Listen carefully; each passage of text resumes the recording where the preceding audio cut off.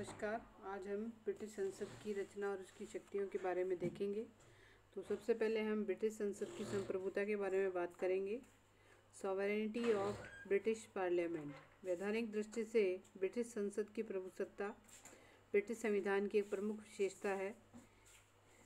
अगर हम भारत के संविधान और ब्रिटिश के संविधान की तुलना करें तो संसद की प्रभुसत्ता हमारे यहाँ भी पाई जाती है और ब्रिटेन में भी पाई जाती है। संसदीय प्रभुसत्ता को हमने ब्रिटेन के संविधान से ही अडॉप्ट किया है। ब्रिटिश संसद को जो संप्रभुता की शक्ति है वो संसद की संप्रभुता कहलाती है। इस संबंध में अलग अलग विद्वानों के अलग अलग कथन हैं, पर अंत में हम अगर जाएं तो ब्रिटिश संसद जो भी कानून बनाती सकती है, यानी कोई भी कानून बना सकती है, किसी भी कानून को भंग भी कर सकती है। ब्रिटिश संसद में कोई ऐसा सीमा चिन्ह नहीं है जिससे यह निर्णय हो सके कि कौन सा कानून मौलिक है और कौन सा अमौलिक। किसी व्यक्ति या संसद को यह अधिकार नहीं है कि वह संसद द्वारा निर्मित कानूनों को अस्वीकार कर सके। ब्रिटिश संसद को ये जो कानून बनाने की अत्यधिक शक्तियाँ दी गई हैं, यही उसकी का संसदीय प्रभुसत्ता कहलाती है। फिर हम इस पे बात करेंगे कि संसदीय प्रभुसत्ता पर सीमाएं क्या हैं, कि मतलब आप उनका सीमांकन कैसे करेंगे। प्रभुसत्ता को कंट्रोल करने के लिए किस तरह की लिमिटेशंस लगाई गई हैं। तो सबसे पहले लिमिटेशंस तो जनमत है, पब्लिक ओपिनियन। जनमत संसदीय प्रभुसत्ता का एक महत्वपूर्ण प्रतिबंध है, क्योंकि वर्तमान समय में लॉर्ड सभा की जो शक्तियां हैं वो बहुत अधिक सीमित हो गई हैं और आज संसद की प्रभुसत्ता का तात्पर्य सिर्फ लोक सदन की प्रभुसत्ता है। और लोक सदन जनता का सदन है, क्योंकि इसमें प्रत्यक्ष रूप से निर्वाचित लोग आते हैं।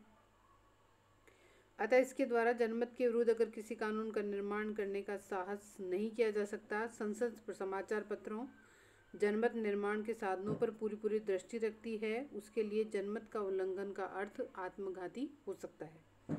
फिर है नैतिक बंधन, तो मॉरल लिमिटेशन है। वैधानिक दृष्टि से संसद प्रभुसत्तावान है, लेकिन व्यवहार में संसद के द्वारा नैतिक धारणाओं के विरुद्ध किसी कानून का निर्माण नहीं किया जा सकता। यानी जो भी नैतिक धारणाएं हैं उससे अलग या उससे बिल्कुल विपरीत कोई कानून नहीं बन सकता है। तो ये भी एक प्रकार की सीमा है। फिर हम आते हैं परंपराओं पर, ट्रेडिशंस। ब्रिटेन के राजनीतिक जीवन में परंपराओं का बहुत महत्वपूर्ण स्थान है। बदलती हुई परिस्थितियों के कारण यदि किसी परंपरा की उपयोगिता समाप्त हो जाती है तो कानून के द्वारा उसमें परिवर्तन किया जा सकता है, लेकिन जब तक ऐसा न हो संसद द्वारा सुस्थापित परंपराओं के विरुद्ध कानूनों का निर्माण नहीं किया जा सकता। यदि प्रमुख परंपराओं का उल्लंघन किया जाता है तो ब्रिटिश शासन व्यवस्था का आधार ही नष्ट हो जाएगा। इसके परिणाम स्वरूप जनता भी संसद के विरुद्ध हो जाएगी। विधि का शासन, रूल ऑफ लॉ। विधि का शासन ब्रिटिश शासन का मुख्य आधार है। तो कानून के समक्ष सभी व्यक्ति समान हैं। कानून यानी विधि का शासन और संसद की प्रभुसत्ता परस्पर आश्रित और संबंधित हैं।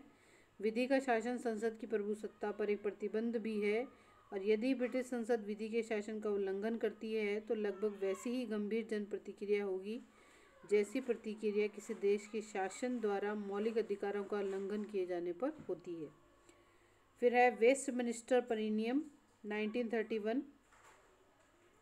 31 के वेस्टमिनिस्टर परिनियम से भी संसद की प्रभुसत्ता सीमित है। इस परिनियम में यह उल्लेख किया गया है कि ब्रिटिश संसद अधिराज्यों के लिए कोई भी अधिनियम उस समय तक नहीं बनाएगी जब तक किसी अधिराज्य के द्वारा संसद द्वारा ऐसे कानून बनाने की प्रार्थना न की जाए। तो ये भी एक प्रकार का नियम है जो संसद को बाधित करता है, उसकी सीमाओं, उस पर लिमिटेशंस लगाता है। प्रदत्त व्यवस्थापन, डेलीगेट लेजिस्लेशन। जिसके अंतर्गत ब्रिटेन में संसद का कानून निर्माण संबंधी कार्य बहुत अधिक बढ़ जाने के कारण इस प्रकार के व्यवहार को अपना लिया गया है कि संसद कानून को केवल मोटी रूपरेखा निर्धारित करती है। विभिन्न नियम और उपनियम बनाने का कार्य प्रशासनिक विभाग को सौंप दिया जाता है। यही प्रदत्त व्यवस्थापन कहलाता है। यद्यपि यह सब संसद के अधिनियम के अनुसार होता है, परंतु ब्रिटेन में कई हजार नियम और उपनियम प्रदत्त व्यवस्थापन के अधीन बनाए जाते हैं। व्यवहार में इसकी इतनी अधिक संख्या में बनने वाले नियमों और उपनियमों पर संसद का कोई नियंत्रण नहीं रहता है। तो ये व्यवस्थापन की जो अतिरिक्त शक्ति दी जाती है, ये हमें इसे प्रदत्त व्यवस्थापन कहलाते हैं। अंतर्राष्ट्रीय कानून और संगठन। अंतर्राष्ट्रीय कानून के द्वारा भी ब्रिटिश संसद की संप्रभुता को सीमित किया जाता है, जिसके अंतर्गत अगर हम बात करें तो West Rand gold mining company बनाम सम्राट नामक विवाद में निर्णय हो चुका है कि अंतर्राष्ट्रीय कानून ब्रिटिश कानून का ही एक भाग है। जिस कानून में सभ्य राष्ट्रों की सहमति प्राप्त कर ली है, उसने हमारे देश की भी सहमति प्राप्त कर ली है। अतः ब्रिटिश संसद अंतर्राष्ट्रीय कानून के विरुद्ध कोई नियम का कानूनों का निर्माण नहीं कर सकती है। फिर हम आते हैं ब्रिटिश संसद के संगठन पे आते हैं। संसद में सबसे पहले हम लॉर्ड सभा के बारे में देखेंगे। तो ये तो हम सभी जानते हैं कि ब्रिटेन में द्विसदनात्मक व्यवस्थापिका है और यहाँ पर 2 सदन हैं, और वर्तमान में नॉर्वे, डेनमार्क, न्यूजीलैंड यानी विश्व के सभी विभिन्न राज्यों में द्विसदनीय व्यवस्थापिका को अपना लिया गया है। ब्रिटिश संसद का अर्थ होता है सम्राट सहित लोक सदन और लॉर्ड सभा। यानी संसद में यहाँ पर हम राष्ट्रपति को भी शामिल करेंगे और साथ ही हम लोग लॉर्ड सभा और कॉमन सभा को भी इसमें शामिल करेंगे। तो सबसे पहली बात कि ऐतिहासिक दृष्टि से अगर देखा जाए तो लॉर्ड सभा इन दोनों सदनों में पुरानी है। उसे नॉर्मन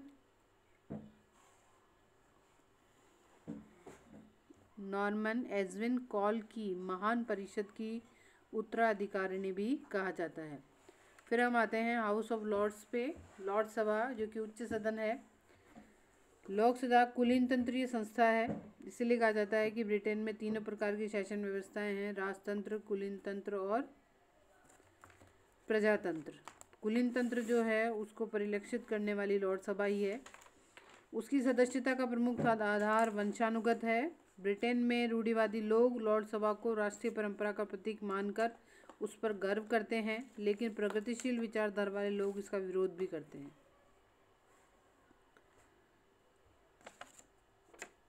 वैसे तो जो लॉर्ड सभा है वो उच्च सदन है, पर कुछ स्थितियों अब परिवर्तित हो गई हैं। लॉर्ड सभा न केवल द्वितीय बल्कि द्वितीय महत्व का सदन भी हो गया है। तो अगर हम इसकी रचना पर आएँ तो लॉर्ड सभा की सदस्य संख्या निश्चित नहीं है, यह उत्तरोत्तर बढ़ती ही जा रही है, क्योंकि इसमें सम्राट प्रधानमंत्री की सिफारिश पर जितने चाहे नवीन सदस्य बना सकते हैं, नियुक्त कर सकते हैं। अवकाश प्राप्त प्रधानमंत्री, लोक सदन के अवकाश प्राप्त अध्यक्ष, अवकाश प्राप्त सेनापति, वायसराय, उच्च कोटि के न्यायवेत्ता, साहित्य, विज्ञान, कला के प्रसिद्ध प्राप्त व्यक्तियों को सामान्यतः प्रधानमंत्री की सिफारिश पर सम्राट के द्वारा सदस्यता प्रदान की जाती है।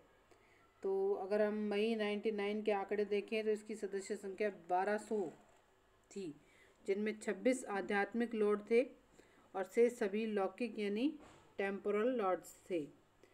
अब इसके जो सदस्य जो हैं लॉर्ड सभा की रचना के लिए राजवंश के राजकुमार, जो भी राजवंश के राजकुमार हैं वे सभी इसके सदस्य माने जाते हैं। वर्तमान समय में राजवंश से संबंधित राजकुमार 4 हैं और वो उसकी सदस्यता लेते हैं, पर वो उसकी बैठकों में